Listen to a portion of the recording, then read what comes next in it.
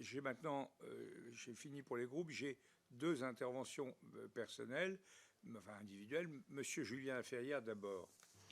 Merci, Monsieur le Président, et bravo à nos deux rapporteurs. Je voudrais d'abord me joindre aux propos d'Alain David pour dire évidemment l'importance que nous attachons à l'affectation de la taxe sur les transactions financières au développement et même à l'augmentation de l'affectation de cette taxe au développement. Mais je voudrais vous faire part de les impressions que j'ai eues en écoutant une émission de RFI tout récemment sur les crypto-monnaies, sur le rôle des crypto-monnaies dans les pays en développement.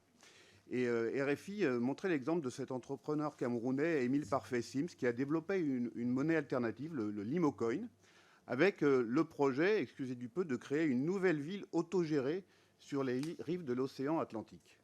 Et jusqu'à présent, j'avais plutôt été sensibilisé aux dérives en fait, que peuvent générer ces crypto-monnaies. Et du coup, je me suis un peu intéressé au sujet et j'ai lu un article dans Slate, dans Foreign Policy, qui effectivement montrait la contribution des crypto-monnaies à l'éradication de la pauvreté. Alors, on est évidemment un petit peu en dehors de votre rapport, mais je pense qu'il serait intéressant de voir comment, effectivement, ces crypto-monnaies, parce que c'est ce qu'on voit, c'est ce qui se développe, et on lit de plus en plus d'articles dessus, montrent qu'elles peuvent être un levier de développement, en dehors, effectivement, des dérives qui ont pu être condamnées ces derniers temps, à juste titre, bien sûr.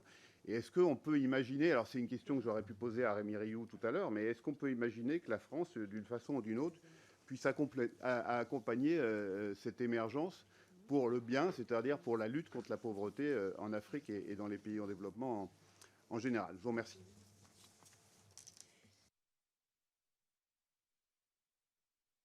Madame Silla. Oui,